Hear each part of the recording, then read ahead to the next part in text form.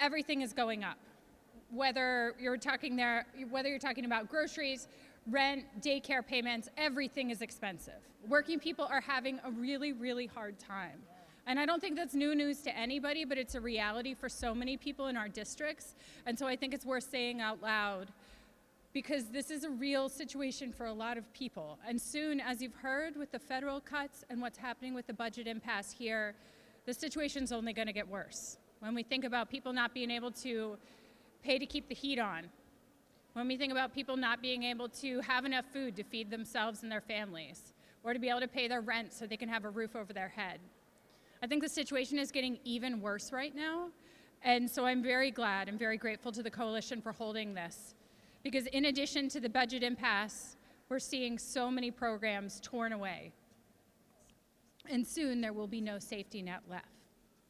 I'm here to talk briefly about digital ads.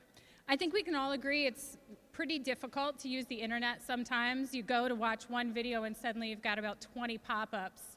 I know this because I have experienced this, but also because I have young kids. And so sitting there trying to watch something, and then suddenly you've got all these ads, really drives home the fact that there are people out there who are profiting from our use of the internet. People here in Pennsylvania. And what's even more frustrating is that none of the profits from those huge companies that show us all those ads are actually subject to taxation, which is so wild to me because the working class people of this state pay their bills. The middle class pays their, people pay their taxes. And yet there's all these huge companies that are showing us these ads when we're just trying to use the internet, and our state's not getting that money.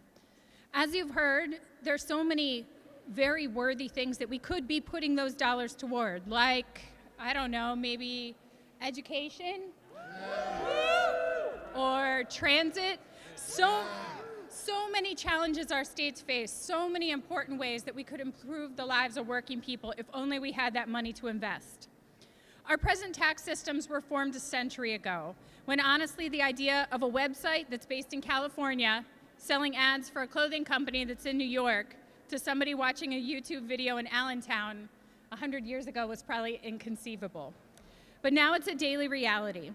The digital ads tax bill that I have with my colleagues Rep. Abney and Rep. Ingalls will simply include digital advertisements in the gross receipts tax. The tax is based on where ads are viewed, meaning corporations wouldn't be able to just relocate to avoid paying it. If a tech company wants to make billions off the backs of Pennsylvania consumers, they would have to contribute to our Commonwealth, like we do. It might seem like a small number, but the digital ads tax could actually generate millions of dollars in revenue for our Commonwealth. Yeah, absolutely, millions of dollars. By implementing a digital ads tax, Maryland was able to raise $170 million in just a few years. Imagine how significant that stream of money could be if we put it toward important things like education or transit. With reckless cuts happening to our federal safety net, an unconstitutional school funding system, and transit stuck in the gap with only short-term solutions, we have to get creative about how we fund our Commonwealth. A digital ads tax is common sense for our Commonwealth, and I hope we can get it done.